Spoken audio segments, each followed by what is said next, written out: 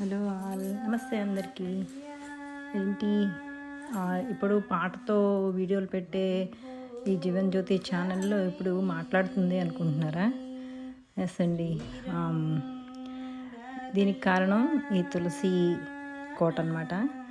Actually తులసి కోట కంటే ముందు నాకు ఒక అందమైన తులసి చెట్టు నేల మీద గింజ ఎలాగో పడి వచ్చిందనమాట. ఆ తులసి చెట్టుని అందంగా కుండీలో పెట్టుకోవాలి అని అందంగా ఈ తులసి కోట మీద పెయింటింగ్ వేసి అందమైన తులసి చెట్టుని ఈ కుండీలో పెట్టాను అనమాట.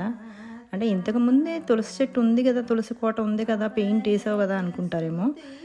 దాని పక్కనే ఇది కూడా పెట్టుకున్నాను.